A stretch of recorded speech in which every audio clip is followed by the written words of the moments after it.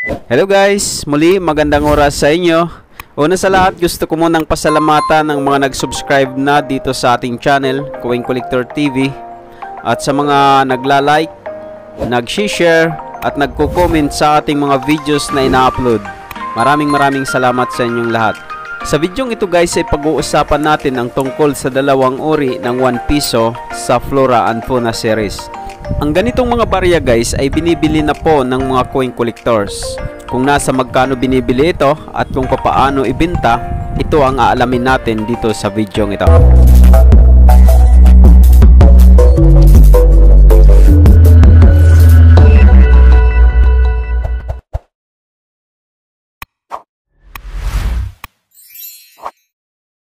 Ang Flora and Fauna series guys ay ginawa mula 1983 hanggang 1994. Ngunit ito ay nagkaroon ng improved series noong 1991 hanggang 1994. Sa improved Flora and Fauna series guys ay lumiit ang mga coins dito. Tulad na lang nitong ipinapakita natin na 1 piso na mayroong image ng tama raw sa kanyang reverse. Itong isa na hawak natin ngayon guys ay ang 1 piso small type. At itong isa naman ay ang 1 piso large type ng Flora and Fauna series. Ang mga ganitong coins po ay kinukulikta na at binibili ng mga katulad kong coin collectors na wala pang hawak na mga ganitong uri ng coins. Kung magre-research po kayo o titingin sa mga online selling platforms, ay makikita nyo po na napakataas na ng mga presyo na ibinibigay ng mga sellers doon. So guys, kung mayroon kayong makikita o kung sakali may hawak kayo sa mga baryang ito, ay huwag nyo pong baliwalain. Ito po ay maaaring mabili sa mataas na halaga kung sakali maganda pa naman ang kondisyon ng barya na hawak nyo.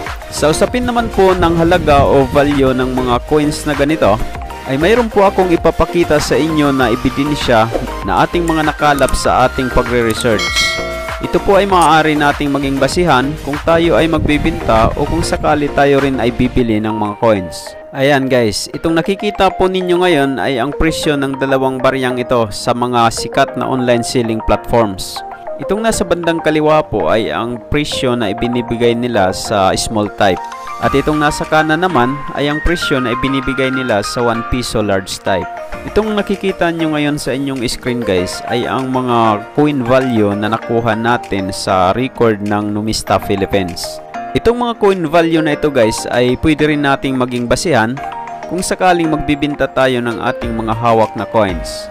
Dahil base po sa aking experience sa pagbili ng mga coins, dapat ang may-ari ng coins ay may ibibigay na presyo para mapag-usapan kung magkano ang halaga na mapagkakasunduan. Kung sakali naman po ay meron kayong mga old coins, kakaibang mga coins na hawak sa ngayon at gusto nyo po ibinta ang mga ito, pwede kayong mag-comment dito sa video ito o pwede rin bumisita kayo sa Coin Collector TV Facebook page at doon pwede kayong mag-share ng inyong picture o video ng inyong coins para makita ito ni CCTV at ng iba pang mga coin collectors na nagpa-follow sa ating Facebook page. Sa pagtatapos ng video ito ay gusto kong magpasalamat sa panonood nyo sa mga video na ating ina-upload. Sa inyo din po na mga nag-subscribe na dito sa Coin Collector TV, maraming salamat sa inyo. At sa ngayon lang po nakapasyal dito sa ating munting channel at hindi pa kayo nakasubscribe, ay mag-subscribe na rin po kayo at i-click ang notification bell para updated kayo sa mga susunod nating uploads. At ito ang laging tatandaan, ang barya ay mahalaga at dito sa CCTV, ito ang bida.